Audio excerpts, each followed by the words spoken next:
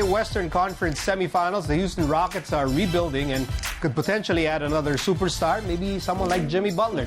The Brooklyn Nets, meanwhile, are in a tough spot as they wait on Kyrie Irving before making a decision on the future of All-Star guard D'Angelo Russell. Joining us to talk about the quickly heating up NBA free agency season, let's bring in Martin Navier and basketball legend Eric Meng. Let's start with that first name on that script, Jimmy Butler. I don't know how you guys feel about, let's say, you had an opportunity to bring Jimmy Butler to your team. Would you be excited, Martin? Not super excited. Why not? Because, I saw what he did with Philadelphia. What did he do? He started off slow. What did he do in Philadelphia? Did you see what he did in Minnesota? That's right. See, Did he do the same thing to both teams? It's a little different. So what did he do with the Sixers that makes you like hesitant or not, and makes you not as excited as one should be? Well, for me kasi, you have two guys there, Ben Simmons and Joel Embiid, na nahirapan siyang mag-gel, at least sa simula. It was only in the playoffs na talagang lumabas yung laro niya, scored 30 points, got back to his own self.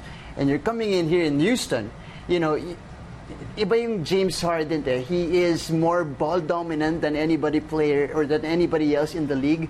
And you have Chris Paul pa in the equation there. So, and you have the system pa of the Houston Rockets. So there's a lot of question marks there if he's going to fit in with the system, if he's going to be able to play with James Harden, as you know, that guy as ball dominant as James Harden. So for me, okay lang. Okay, this is a good. Not sure it's if just all right. Not sure if he can get us over the hump. Parang ganon.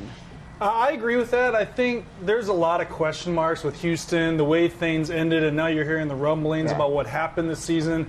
Obviously, there was not a lot of...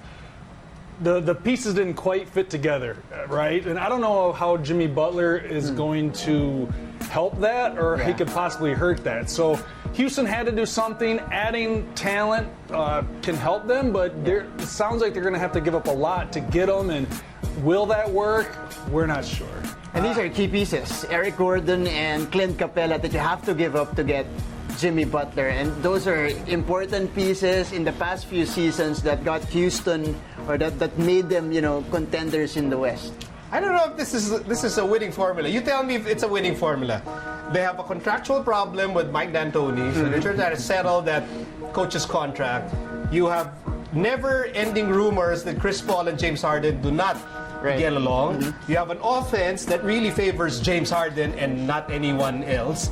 And then you bring in Jimmy Butler with a history. We don't know if it's real or not, but with a perception history that the Bulls, the Wolves, and the Sixers, he might not be the best teammate. Yeah. It sounds like a disaster waiting to happen if you ask The way me. he painted it, right? Yeah, it sounds really bad. And I also think that it's James Harden, it's his point in his career where I think he has to take some responsibility for the team. We know he can score. We know he's an MVP candidate. We know he's a first-team All-NBAer. But can he bend or curve his game to help out the team? To accommodate. Yeah, they've gotten to a certain point, but I think James Harden has to take some responsibility, be more of a team player to help out his team to see if they can get to that next level, because I don't think they can going just the way that they're going right now. I don't think he can because, well, I'm not sure. Not at least now. Kasi ngayon, as a physical peak siya, just came off the season averaging 36 points per game. Like he's at MVP level MVP level every now. year. So he doesn't want to get off that. I don't think so. Unless he wants to win the championship. Yeah, does he want to win or does he not? So that's the question. Okay, that might be applicable also to this next guy that we'll talk about, Kyrie Irving. I'm not sure what happened to Kyrie with the Boston Celtics, but I don't think Celtics fans want to see him back, or there's some sort of regret. Why did Kyrie go to Boston? We were already good. Kyrie comes in, expectations go sky high, and expectations are not met. Now, having seen all of that play out, if you're a team that is interested in Kyrie Irving, like the Brooklyn Nets, Martin, I'll ask you, if you're Brooklyn, should you be excited for the opportunity to bring in Kyrie? For me, yeah. Kasi nowhere to go but up for Brooklyn. They've been struggling for a lot of years now.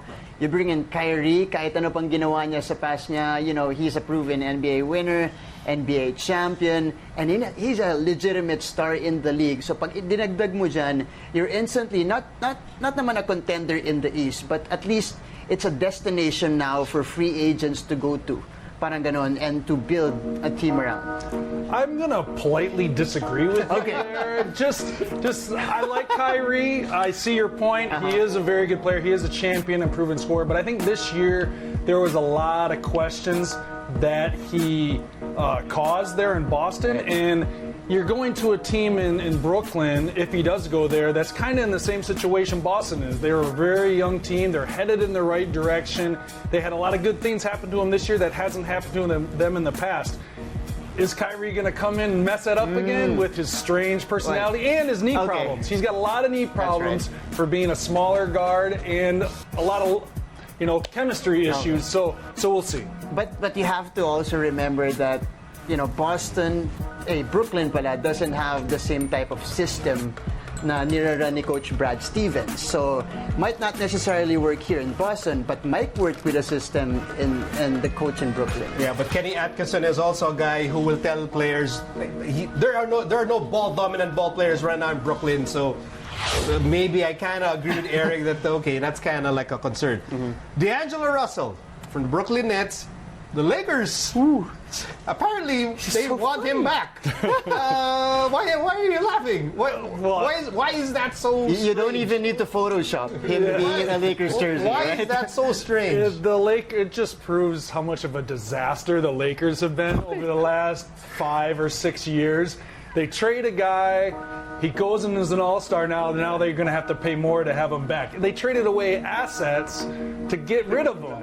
And now they're going to have to pay to bring him back. So I really liked what D'Angelo Russell did this season. He's, again, trending in the right direction. I like what I saw.